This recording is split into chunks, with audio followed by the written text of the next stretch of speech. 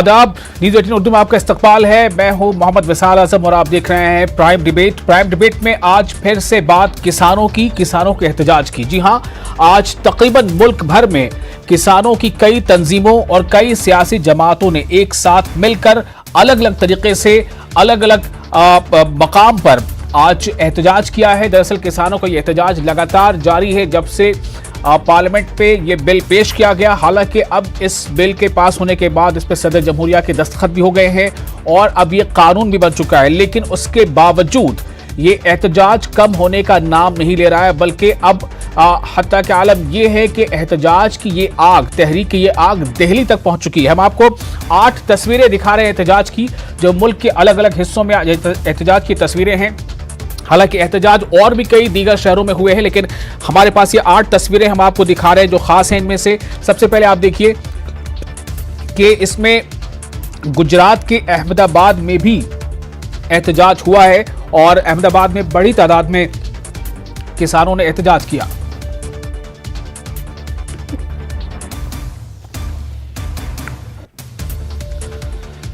अहमदाबाद के अलावा दिल्ली, लखनऊ, कांचीपुरम और इसके साथ साथ तमिलनाडु के कई हिस्सों में, कांचीपुरम में खुद वहां जो बड़े लीडर है सबका एक जमावड़ा था, वहां पर बजाबता इसको लेकर एक बहुत बड़ी रैली की शक्ल भी दी गई और साथ ही साथ वहां पर एक मार्च भी हुआ। उसके अलावा आप देखिए भगत सिंह नगर जो पंजाब में है, वहां खुद कैप्टन अमरिंदर सिंह भी मौजूद थे और वहां पर यह धरना दिया गया और एक होकर लोगों ने इस बात की मुखालफत की है कि जो कानून बना है, यानी अब जो कानून बन चुका है, ये बिल पास हुए और बिल पास होने के बाद इस पर चूंकि सदर जमहूरिया के दस्तखत हो गए। और सबसे अहम बात यह है कि दिल्ली के इंडिया गेट पर आज सुबह सुबह ही, जो आप पहली तस्वीर बाईं तरफ से देख पा रहे हैं, वो दिल्ली इंडिया गेट की है, जहां पर एक ट्रैक्टर को लोगों ने नजर आतिश किया। जो लोग किसान कानून की मुखालफत कर रहे थे, उनकी तरफ से ये इकदाम किया गया।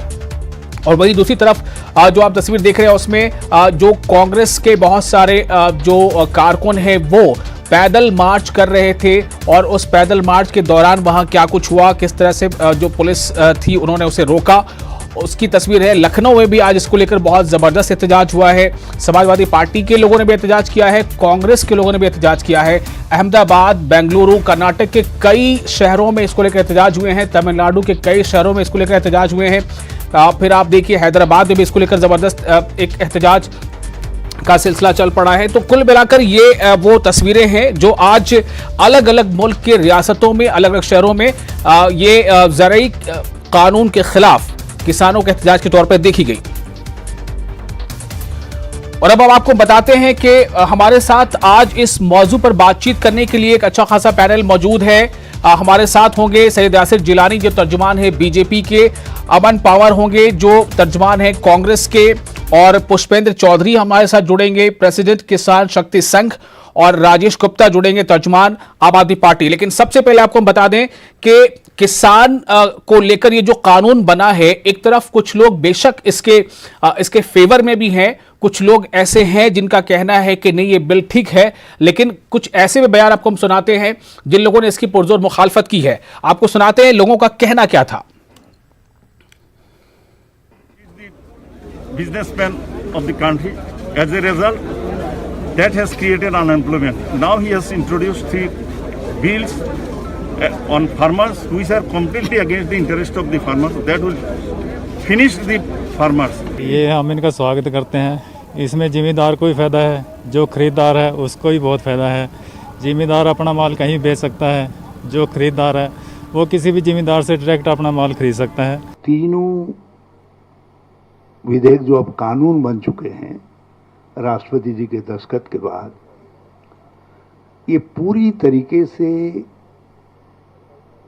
किसान विरोधी हैं। जो कॉरपोरेट घराने हैं उनके साथ जब नेगोशिएशन करना होगा तो एक तरफ तो मल्टी बिलियन डॉलर कंपनी है और एक तरफ 2.5 एकड़ का किसान है, और एमएसपी का मेंशन नहीं किया। इसको आप राजनीतिक मुद्दा मत बनाइए, ये किसानों का भले के लिए बिल है, आप इसमें राजनीति मत करिए। आप इतना कह दीजिए संशोधन कर कि किसान की फसल खरीदने के लिए जो व्यक्ति सामने आएगा उसको कम से कम एमएसपी देना पड़ेगा, उससे ज़्यादा दे तो बहुत बढ़िया। तो ये है अलग अलग इस बिल को लेकर इजहार ख्याल। कुछ लोग हैं, जाहिर सी बात है, जो बरसर इक़्तिदार जमात से जुड़े हैं वो इसकी तरफदारी कर रहे हैं। कुछ किसान भी हैं जिनका मानना है कि ये बेहतर है, लेकिन एक बड़ी तादाद सड़कों पर आकर प्रोटेस्ट करने वाले ऐसे किसानों की है जो कह रहे हैं कि ये किसी भी हाल में किसानों के मुस्तकबिल के लिए, किसानों के रोशन मुस्तकबिल के लिए ठीक नहीं है। और सीधे तौर पर इसको कांग्रेस पार्टी ने और आम आदमी पार्टी ने और डीएमके ने और कई दीगर पार्टियों ने, टीएमसी ने, इसे ऐसा एक मुद्दा मान लिया है जो कि किसान और उनके रियासत के लिए बेहतर नहीं है, ये भी कहा जा रहा है। हम आपको बता दें कि हमारे साथ राजेश गुप्ता जुड़ चुके हैं इस वक्त, आम आदमी पार्टी के तर्जुमान हैं। मैं सीधे उनका रुख करता हूं। राजेश, मेरा सवाल यह है कि बार बार जो बरसर इक़्तिदार जमात के लोग हैं वो ये कह रहे हैं कि ये किसानों के हक में है। वो ये भी कह रहे हैं कि ऐसा ही कुछ प्रारूप था जब कांग्रेस भी ऐसा एक बिल लाना चाहती थी। फिर सवाल किस बात को लेकर पैदा हो रहा है? और यह भी कहा जा रहा है कि पीएम ने भी इस बात को लेकर भरोसा दिया है कि एमएसपी के साथ कोई छेड़छाड़ नहीं होगी। फिर आप क्यों विरोध कर रहे हैं इसका? देखिए, आपने तीन बातें कही। एक, आपने कहा कि कुछ लोग कह रहे हैं कि बिल अच्छा है। अगर बिल अच्छा होता तो रोडों के ऊपर किसान नहीं होते, इतने परेशान नहीं होते। किसी पे इतना समय नहीं है कि कोविड के समय पे रोडों पे आकर लोग अपने ट्रैक्टर अगर जला रहे हैं, तो इससे साफ है कि किसान इससे बहुत नाराज है। दूसरी बात आपने कही कि कांग्रेस भी ऐसा बिल लेके आ रही थी। तो अगर कांग्रेस वाला ही बिल लेके आना था तो 2014 में, 2019 के अंदर माननीय मोदी जी को इतना समर्थन जनता ने, किसानों ने, मजदूरों ने क्यों दिया? वो चाहते थे कि कुछ बदलाव हो। ये थी दूसरी बात। तीसरी बात आपने कहा कि जी प्रधानमंत्री जी ने भरोसा दिलाया है। मेरा कहना है प्रधानमंत्री जी ने तो नोटबंदी पे भी भरोसा दिलाया था कि अगर कुछ कमी रह जाए तो मुझे चौक पे बुला देना। फिर जीएसटी में भी भरोसा दिलाया था कि व्यापार तो इससे बढ़ेगा। आज आप व्यापारी से पूछिए क्या हालत है। उन्होंने तो चाइना पे भी भरोसा दिलाया था कि वो आया ही नहीं, फिर कहते हैं गया ही नहीं, फिर वहां जाके खुद बैठ गए। आज कहते हैं मुंहतोड़ जवाब दे देंगे, फिर कहते हैं आंखें दिखाएंगे, पता नहीं क्या होगा। नेपाल तक कह रहा है कि हिंदुस्तान के नैनीताल और मंसूरी उनके हैं। तो प्रधानमंत्री जी की बात में अब कोई भरोसा नहीं कर रहा है। और यही वजह है कि किसान, मजदूर, गरीब, व्यापारी, इस देश का हर एक वर्ग आज सड़कों पे आ रहा है। जबकि कोविड का टाइम है, आप समझिए कि इस टाइम थोड़ी दिक्कतें हैं। तो भाजपा ने जो ठान लिया है, उन्होंने ये मन बना लिया है कि अब इनको उद्योगपतियों को दे दिया जाए। मेरा एक सवाल है, अब जो भी बीजेपी के हमारे साथी भाई आएंगे उसके ऊपर, मेरा सवाल यह है कि जब ये बिल बनाया तो उसमें अधिकारी तो थे, व्यापारी तो थे, लेकिन क्या कोई किसान भी था? किसी किसान से पूछा कि भाई तू क्या चाहता है, किसको बेचना चाहता है? एमएसपी की जिक्र आपने बिहार के अंदर जाके रैली में करा, आप बिल में क्यों नहीं लिख देते? क्या इतना कम से कम आपको देना पड़ेगा? आप नहीं करेंगे। आप दरअसल अडानी को, अंबानी को ये सब कुछ बेचना चाहते हैं। एक गरीब किसान को प्रे प्राइसिंग जो अमेरिका के अंदर होती है, वॉलमार्ट के अंदर हो गया कि 20 रुपए का सामान लेके वो पहले 5 रुपए का बेचेंगे ताकि मेरे गरीब किसान अपनी जमीन को बेच दें। हिंदुस्तान में जमीन सिर्फ जमीन का टुकड़ा नहीं है, उसे मां माना जाता है, उसे चूमा जाता है, उसका इस्तकबाल करा जाता है। आप इस देश को बर्बाद करने पे तुल गए हैं, मजदूरों को धक्के दे दे के भगाते हैं, और आज आप किसान के भी पीछे पड़ गए, युवा को आप बर्बाद कर रहे हैं हिंदू मुस्लिम में डाल के। आप इस देश को ले जाना कहां चाहते हैं? मेरा सवाल यह है। और जैसे मैंने कहा कि हमारे साथ पुष्पेंद्र चौधरी जुड़ चुके हैं, सदर हैं किसान शक्ति संघ के। पुष्पेंद्र चौधरी, आपका इस्तकबाल करता हूं मैं। जिस दिन से पार्लियामेंट में यह बिल पेश किया गया, सदन के अंदर, पार्लियामेंट के अंदर, ऐवान के अंदर जो कुछ होना था वो तो हुआ ही, उसके बाद से लगातार सड़कों पर किसान हैं। मैं ये जानना चाहता हूं कि ऐसी कौन सी बातें हैं जिसको लेकर किसानों को खास तौर से इस पर ऐतराज है? क्या ये बिल सिरे से बिल्कुल किसानों के मुखालिफ है, या इसमें कुछ ऐसी बातें हैं, कुछ ऐसे अहम मुद्दे हैं जो किसानों को लगता है कि ये उनके खिलाफ जा रही हैं?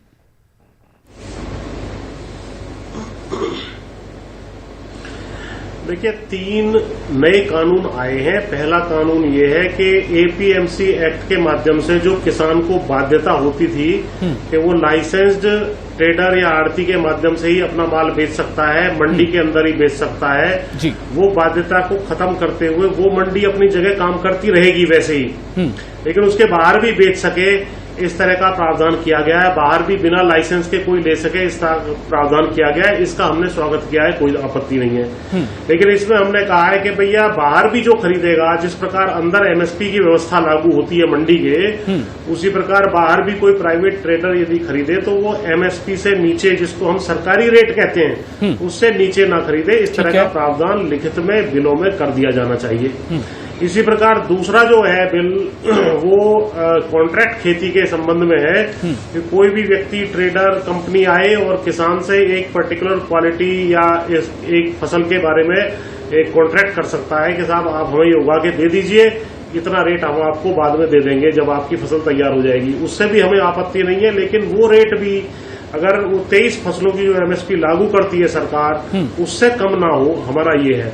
तीसरा जो है एसेंशियल कमोडिटीज एक्ट से संबंधित है, जिसमें कहा गया है कि भाई कोई भी व्यक्ति खरीद सकता है, स्टोर कर सकता है, तो उसमें हमें कोई आपत्ति नहीं, हमसे लेकर के, लेकिन एमएसपी से नीचे ना खरीदे, कहीं कोई स्टोर करे बेचे, हमें क्या आपत्ति हो सकती है। तो कृषि सुधारों की लंबे समय से मांग होती रही है, इसका हमने समर्थन किया है, लेकिन हमने केवल एक बात कही है जो सरकार ने नहीं मानी थी कि भैया इसमें एमएसपी को लागू करो।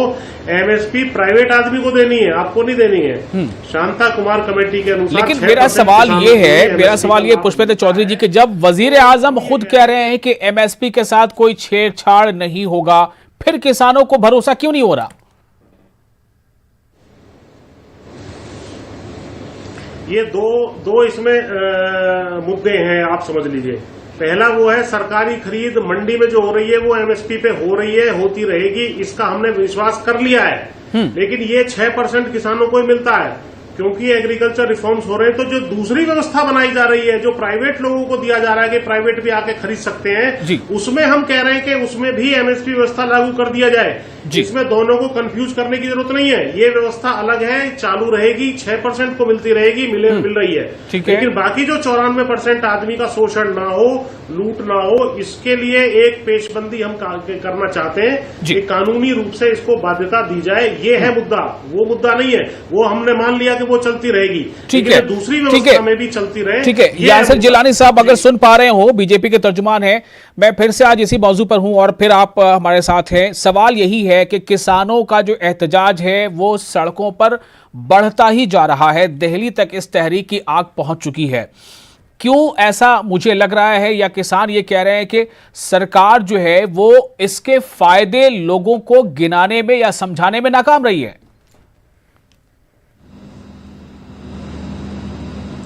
देखिए विशाल साहब, मैं जो किसानों की आग दिल्ली तक पहुंचने की आप बात कर रहे हैं, उसका आज एक नमूना देखने को मिला, उस पर भी चर्चा करूंगा।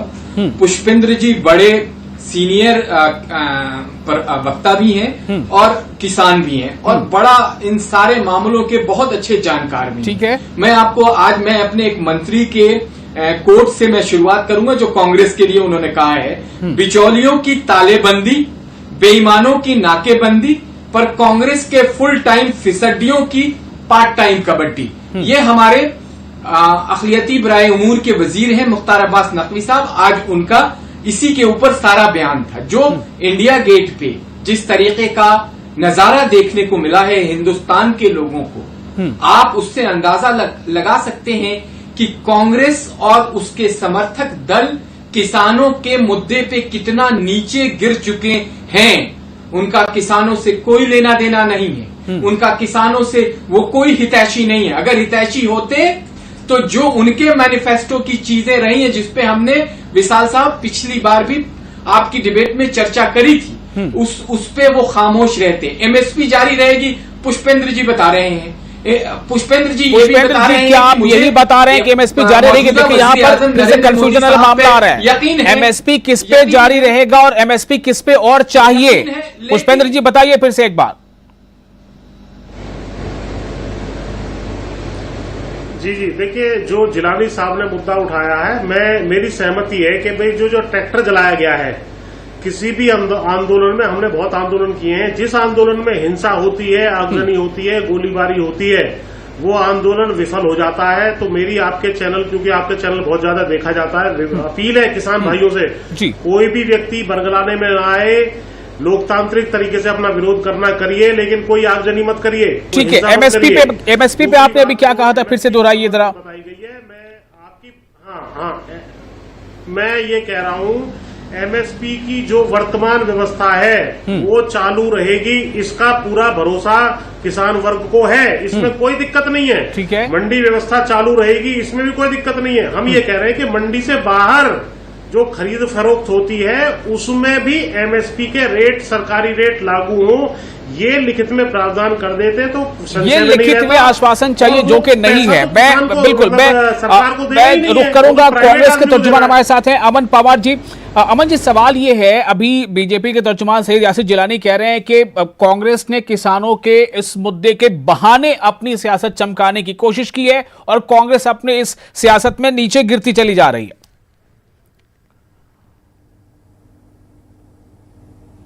देखिए, सबसे पहले तो मैं ये कहना चाहूंगा कि बीजेपी ये जान ले कि जो देश का किसान है वो किसी के बहकावे में नहीं आता। बीजेपी जितने मर्जी षड्यंत्र रचते रहे, किसान जो है देश का आज की डेट में बहुत जागरूक है और उसको पता है कि उसका किस प्रकार से शोषण बीजेपी की सरकार ने किया है।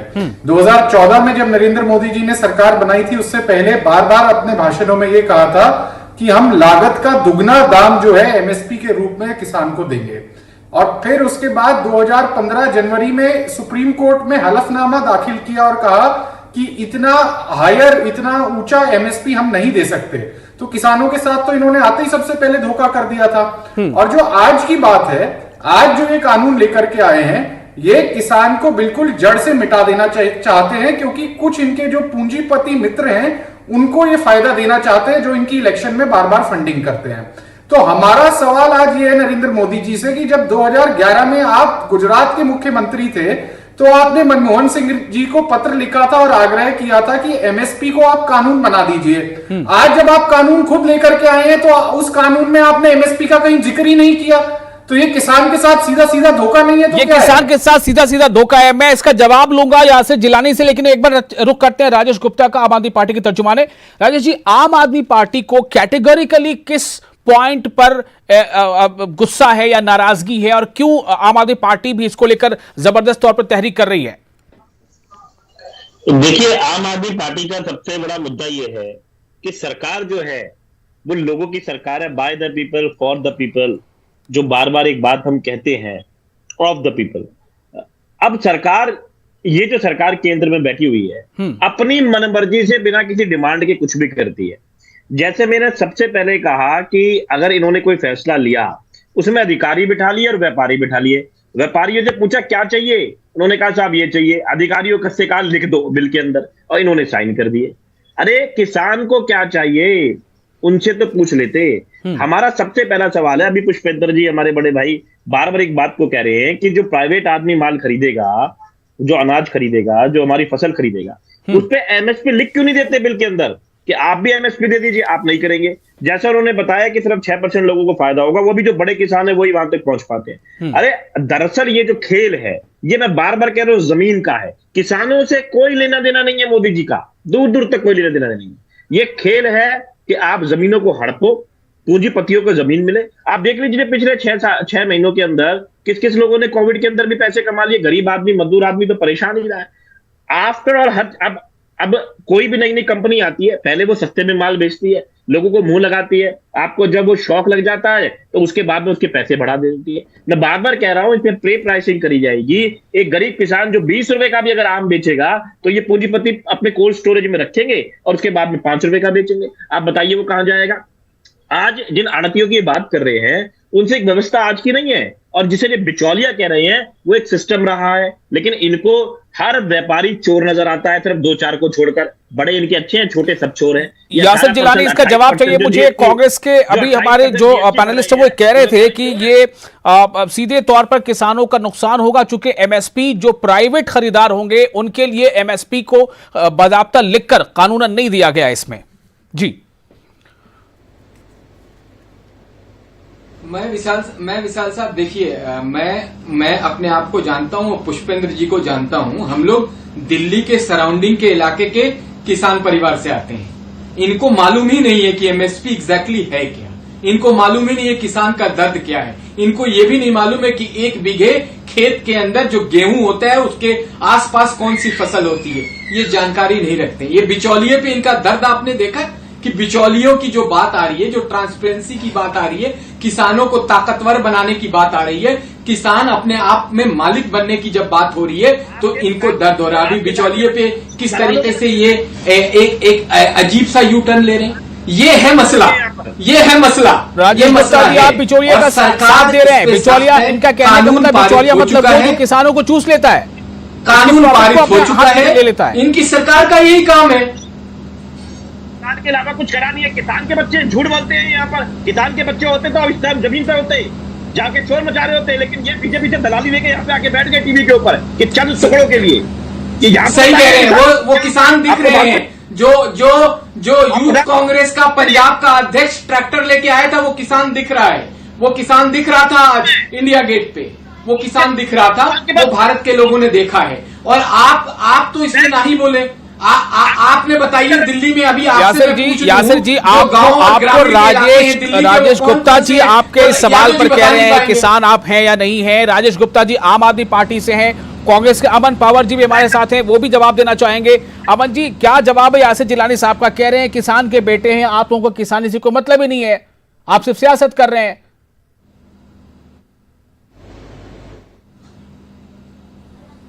अमन पावर जी, मैं गिलानी साहब को ये याद दिलाना चाहूंगा जी कि किसान और ग्रीन रेवोल्यूशन और किसानियत को, भारत को एक किसान देश बनाने में जितना कांग्रेस पार्टी का योगदान रहा है, उसका कोई विवरण यहां पे करने की मेरे ख्याल से जरूरत नहीं है। दूसरी बात, इनका खुद का ट्रैक रिकॉर्ड, हमारी बात छोड़ दीजिए, अब तो पिछले 6 साल से आप सरकार में हैं, आप ऑपोजिशन की तरह क्यों बात कर रहे हैं? आप अपना खुद का ट्रैक रिकॉर्ड बात करिए ना। 2014 में आपने कहा था कि आप लागत का दुगना दाम जो है वो किसान को देंगे, सुप्रीम कोर्ट में आपने जाकर के मना कर दिया। आपने जो लैंड एक्विजिशन कानून 2013 में कांग्रेस लेकर के आई थी किसानों के हक में, जहां पर जो है 5 गुना 4 गुना मुआवजा किसानों को मिलना था, उसके खिलाफ आप संशोधन जो है पार्लियामेंट में ले आए किसानों के विपरीत। उसका जब कांग्रेस पार्टी ने, राहुल गांधी जी ने जब वहां पर विरोध किया तो आपको संशोधन अपना वापस लेना पड़ा। और आज आप उन्हीं पूंजीपतियों के, जिसके बदौलत आपकी सरकार बनी है, आज आप वो कानून ले आए कि जो मिनिमम सपोर्ट प्राइस, जो न्यूनतम मूल्य किसान को अपनी फसल का मिलता है, उसका उसमें कोई जिक्र ही नहीं है। 2011 में नरेंद्र मोदी जी इसी एमएसपी को लेकर बार बार ढोल पीटते थे, मनमोहन सिंह जी के पास आए थे और कहा था कि एमएसपी का कानून बनाइए। आज कैसे भूल गए? आज आप अपने ही आप जो बात करते थे उनके विपरीत कार्य कर रहे हैं। क्यों कर रहे हैं? और अगर आप कहते हैं कि आप एमएसपी देना चाहते हैं तो आप इसको कानून में लिख क्यों नहीं देते हैं? कानून में लिख क्यों नहीं देते? इसी बात को लेकर बार बार यार मैं फिर से एक बार पुष्पेंद्र चौधरी के पास आऊंगा। पुष्पेंद्र जी अभी यासिर जिलानी कह रहे हैं कि आप और वो जो है दिल्ली के आसपास के हैं, लेकिन क्या इसका मतलब ये होता है कि आप खेती किसानी को आप अच्छे से जानते हैं? इसका ये सर्टिफिकेट ये तो नहीं है कि आप दिल्ली के आसपास के। सवाल इस बात को लेकर है कि क्या इतनी बड़ी तादाद में लगभग सारी रियासतों में ये प्रोटेस्ट हो रहा है, क्या वो किसान मतलब बेवकूफ़ी में ये कदम उठा रहे हैं? क्या उन्हें समझ नहीं है? क्या ये समझा जाए?